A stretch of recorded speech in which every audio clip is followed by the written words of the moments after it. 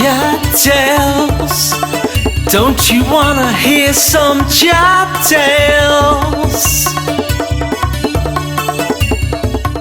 Hello people, what is happening? How you doing? Are you doing good? I hope so. Yes, here we are, another CHAP tale. And okay, so I got a couple of tales to come out of the memory of a holiday that me and my pal Amon, who was the co-songwriting rhythm guitarist of the first phase of The Voice. But I thought about these stories. I had to go back over and check all the old CHAP tales, make sure I hadn't said it before. I was thinking, how did I not remember this? Anyway, here we go. Alright, so we both went to a school called William Ellis. That was our secondary school. I went to Gospel Oak, he went to Eleanor Palmer, and then we met up at Ellis together. But we knew each other anyway because we live around the same estate, which is Ingester Road, which I'm sure I've spoke about 1,001 times.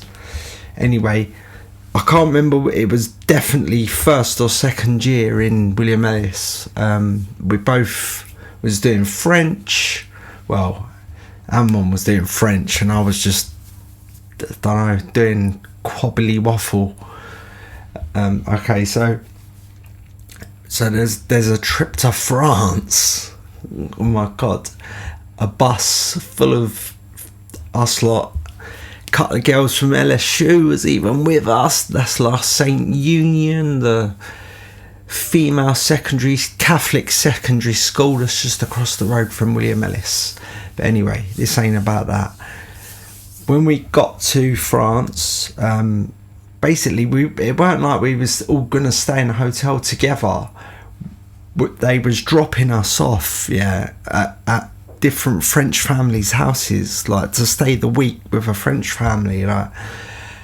And well, me and Amon got put in the same house. I think I think a couple of the people got put singularly into places, and I would not have had none of that. No way. I just wouldn't have done it. No way. Anyway, so me and Amon get put into this house, and Amon he took to French a lot better than I did, and he could speak a bit of French or whatever, and so I used to rely on Amon a bit to tell me what's going on, basically, you know what I mean? So we're at this house, and then the next day or the day after, I can't remember, but the coach used to come and pick us up in the daytime and take us all over the shop, you know what I mean, into Paris, up the old Eiffel Tower, went to Euro Disney, done a load of stuff, whatever.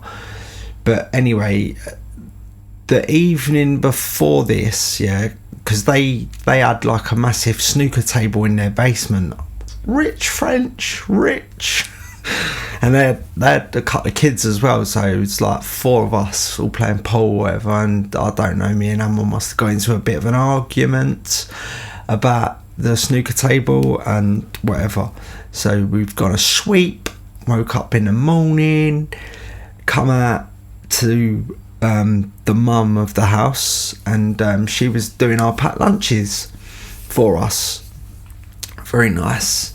So anyway, Amon's there, but giving it all the old, do you know what I mean, and toi and all that, and he's got himself a very nice packed lunch. He's put in his bag, he's like, big smile on his face. Anyway, the mum comes over to me and she's like, I'm not even, do you know what I mean, French is a great language, and I would love to speak two languages. That'd be unbelievable, do you know what I mean, because I love lingo, I just love it. And I'm not talking about that silly show on TV either. But so I'm standing there watching, like, and this French lady is giving it all the old whatever, and she's like looking at me and waiting for my reply. Like, so basically I'd worked out that she was asking me what I wanted for lunch.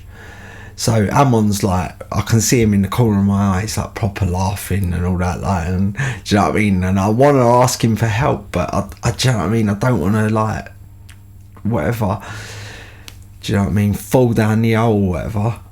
So Ammon's standing there laughing his head off, whatever. I'm standing there, and the French lady's standing there giving it the lingo, you know what I mean? Trying to see what I want for lunch.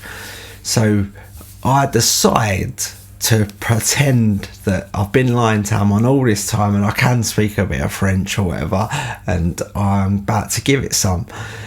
So she's non-stop asking, and then I'm just like, yeah, definitely, yeah, that, yeah, and she's like, what? And I'm like, yeah, let's have it.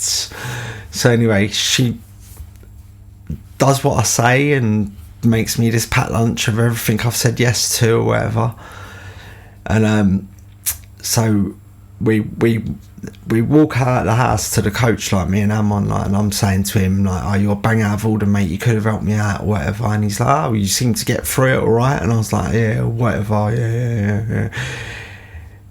Anyway, we get on the coach and we're driving to whatever, I don't know, the Eiffel Tower or whatever we're doing that day, and Ammon's sitting next to me or whatever, so he's like, so what did, he goes, I didn't really understand it either, like, what exactly did they give you for lunch? And I was like, well, I don't know, I just said yes, you know what I mean?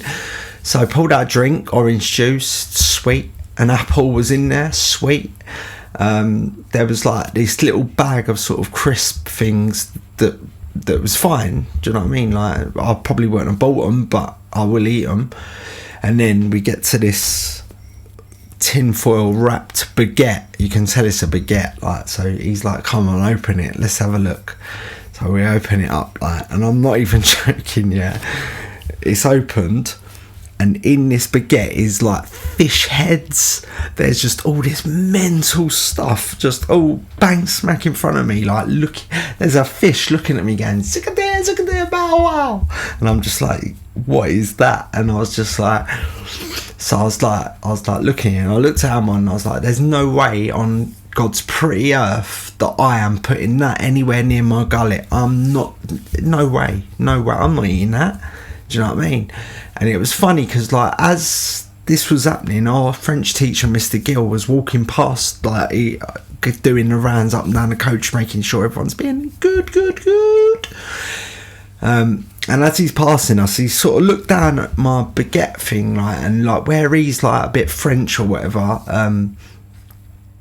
he's gone, oh, blimey, that's amazing or whatever, that's amazing. I was like, is it? And he's like, yeah. And I was like, right. And then he's like, what's the matter, don't you like it? And I was like, yeah, of course I do. And then he's like, oh, look, John, you don't like it, do you? And I was like, no, I don't. And he's like, do you want to swap? And I was like, what do you mean swap? And he's like, well, swap me for my lunch for yours. And I was like, well, the rest of the lunch is fine, it's just this baguette. And he goes, all right, well, he goes, I've got a sandwich, but I'll swap it for your baguette because that is right up my street. And I was like, your street must be bloody horrible. So I'm like, yeah, all right, well, what have you got? Do you know what I mean? And he goes, well, I've got a cheese and tomato sandwich. He said, is that all right? And I was like, what? Just like cheese and tomato, yeah? And he's like, yeah. And I was like, yeah, that is fine. I'll swap it all day long. So I got, luckily, I gave him the baguette. He gave me the sandwich. I did double check it just to make sure. Stuck it in my bag with the rest of the gear. And boom, I was saved. But I'm not even joking, right? If that hadn't happened, yeah, that day I would just be eating a bag of crisp things or whatever they were, but you know what I mean. But yeah, Ammon did find that very funny, and so did everybody that he told.